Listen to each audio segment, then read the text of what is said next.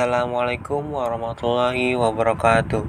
Bismillahirrahmanirrahim. Alhamdulillahirrahmanirrahim. Assalatu wassalamu ala asrofil anbiya mursalin wa ala alihi wa sahbihi ajmain amma ba'. Aku sukron ila sayyidina nabiyuna Muhammad sallallahu alaihi wasallam allazi qadamalana sa ila julumati wa ila nur wa ila siratal mustaqim. Saya mewakili kelompok 4 untuk membuka pembahasan materi pada pagi hari ini. Sebelumnya kami ucapkan terima kasih kepada Ibu Sarah Fenati sebagai dosen penghimpun pada mata kuliah Filsafat Ilmu. Baik, kami akan menjelaskan materi tentang aksiologi. Pengertian aksiologi. Aksiologi berasal dari kata Yunani aksion, artinya nilai, dan logos yang artinya teori, yang berarti teori tentang nilai. Jajan Sumantri pada tahun 1996 menyatakan aksiologi adalah teori nilai yang berkaitan dengan kegunaan dan pengetahuan yang diperoleh. Menurut Kamus Bahasa Indonesia, aksiologi adalah kegunaan ilmu pengetahuan bagi kehidupan manusia. Kajian tentang nilai-nilai khususnya etika. Tujuan aksiologi. Aksiologi merupakan cabang filsafat ilmu yang membicarakan tentang tujuan ilmu pengetahuan itu sendiri dan bagaimana manusia menggunakan ilmu tersebut. Jadi, hakikat yang ingin dicapai aksiologi adalah hakikat manfaat yang terdapat dalam suatu pengetahuan. Baik, selanjutnya akan dilanjutkan oleh Saudari Ropika. Baik, sebelumnya terima kasih kepada Saudara Jaina karena telah menyampaikan materi pertama.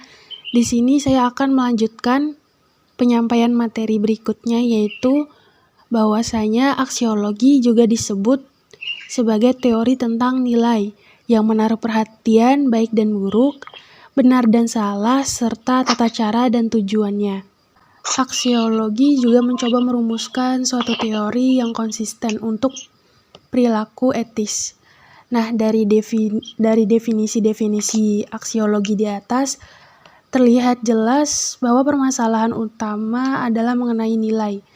Nilai yang dimaksud adalah sesuatu yang dimiliki manusia untuk melakukan berbagai pertimbangan tentang apa yang dinilai. Nah, teori tentang aksiologi nilai dalam filsafat mengacu pada permasalahan etika dan estetika. Nah, lalu selanjutnya saya akan membahas mengenai aksiologi menurut Bramel. Yang dimana pertama adalah etika. Istilah etika ini berasal dari bahasa Yunani yaitu ethos, yang berarti adat kebiasaan. Dalam istilah lain dinamakan moral, yang berasal dari bahasa Latin yaitu mores. Kata jamak dari mos yang berarti adat kebiasaan. Jadi, dapat diartikan bahwa etika adalah suatu cabang filsafat yang membahas secara kritis dan sistematis masalah-masalah moral. Kajian etika lebih fokus pada perilaku, norma, dan adat istiadat manusia. Etika merupakan salah satu cabang filsafat tertua, setidaknya ia telah menjadi pembahasan menarik sejak masa Sokrates dan para kaum sofis. Di situ dipersoalkan mengenai masalah kebaikan, keutamaan, keadilan, dan sebagainya. Nah, etika sendiri dalam buku Etika Dasar yang ditulis oleh Franz Magnus Suseno diartikan sebagai pemikiran kritis, sistematis, dan mendasar tentang ajaran-ajaran dan pandangan-pandangan moral. Isi dari pandangan-pandangan moral ini sebagaimana telah dijelaskan di atas adalah norma-norma, adat, wajenangan, dan adat istiadat manusia. Berbeda dengan norma itu sendiri, etika tidak menghasilkan suatu kebaikan atau perintah dan larangan, melainkan sebuah pemikiran yang kritis dan mendasar. Tujuan dari etika adalah agar manusia mengetahui dan mampu mempertanggungjawabkan apa yang ia lakukan. Lalu di dalam etika ini, nilai kebaikan dari tingkah laku manusia menjadi sentral persoalan.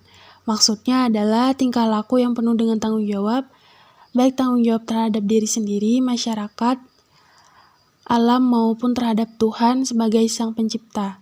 Nah, dalam perkembangan sejarah, etika ada 4 teori sebagai sistem filsafat moral, yaitu hedonisme, eudemonisme, utilitarisme, dan deontologi. Lalu yang kedua adalah estetik, yaitu merupakan bidang studi manusia yang mempersoalkan tentang nilai keindahan. Nah, keindahan ini mengandung arti bahwa di dalam diri segala sesuatu terdapat unsur yang tertata secara tertib dan harmonis dalam suatu kesatuan hubungan yang utuh dan menyeluruh. Maksudnya adalah suatu objek yang indah, bukan semata-mata bersifat selaras serta berpola baik, melainkan harus juga mempunyai kepribadian.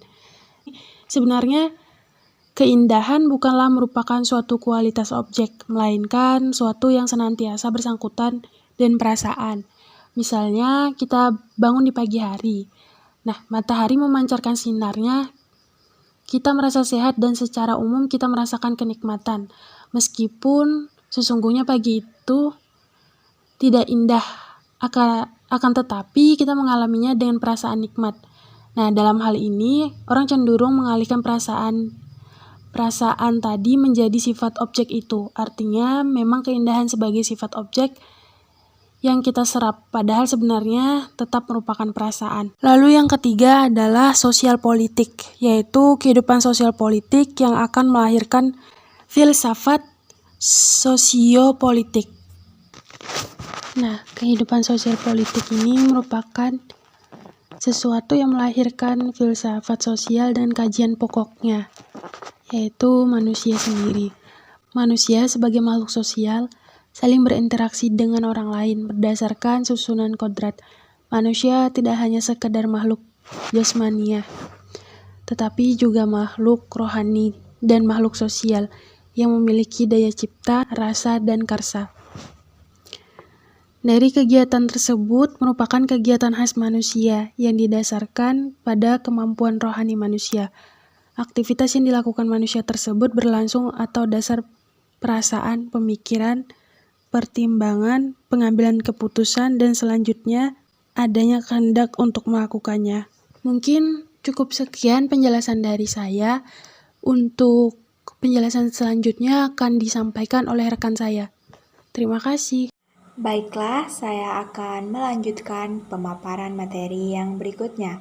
Dalam Encyclopedia of Philosophy dijelaskan bahwa aksiologi itu disamakan dengan value and valuation, di mana arti value sendiri merupakan nilai, sedangkan valuation adalah proses untuk menentukan nilai tersebut.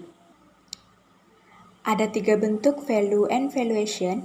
Yang pertama, nilai digunakan sebagai kata benda abstrak. Selanjutnya, nilai digunakan sebagai benda konkret, dan yang terakhir, nilai digunakan sebagai kata kerja dalam ekspresi menilai, memberi nilai, dan dinilai.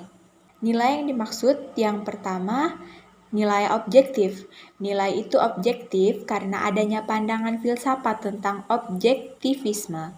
Objektivisme ini beranggapan pada tolak ukur suatu gagasan berada pada objeknya, sesuatu yang memiliki kadar secara realitas benar adanya. Yang kedua, nilai subjektif. Nilai akan menjadi subjektif apabila subjek sangat berperan dalam segala hal. Kesadaran manusia menjadi tolak ukur segalanya. Mungkin itu saja yang dapat saya sampaikan. Materi selanjutnya akan disampaikan oleh rekan saya. Dari 2 nilai yang telah dibahas tadi muncullah sebutan yaitu teori 4 nilai, di mana teori yang pertama yaitu teori nilai rasional. Teori nilai rasional itu sendiri adalah kerangka pemikiran untuk memahami dan merancang model perilaku sosial dan ekonomi. Teori ini berfokus pada penentuan pilihan individu. Selanjutnya, teori yang kedua yaitu teori nilai intuitif, di mana teori nilai intuitif ini adalah teori yang berpendapat bahwa suatu perangkat nilai yang bersifat absolut atau ultim tidak dapat dianggap mustahil untuk didefinisikan. Selanjutnya, yang ketiga adalah teori nilai alamiah, di mana teori ini adalah sesuatu yang berfungsi sebagai dasar acuan untuk memahami sebuah karya ilmiah. Dan yang terakhir, teori nilai emotif, di mana teori nilai emotif ini adalah suatu gagasan dari Ayer yang menyatakan bahwa penilaian moral tidak dapat menentukan benar atau salah satu tindakan manusia. Penilaian moral hanyalah ungkapan emosi dari subjek pengguna penilaian tersebut. Materi yang selanjutnya yaitu etika keilmuan, di mana pokok persoalan dalam etika keilmuan ini selalu mengacu kepada elemen-elemen kaidah moral. Poin-poin elemen kaidah moral itu sendiri yaitu yang pertama hati nurani, yang kedua kebebasan, yang ketiga tanggung jawab, dan yang keempat nilai dan norma yang bersifat ultranistik atau kegunaan. Mungkin itu saja yang dapat kami paparkan. Kurang dan lebihnya kami mohon maaf. Assalamualaikum warahmatullahi wabarakatuh.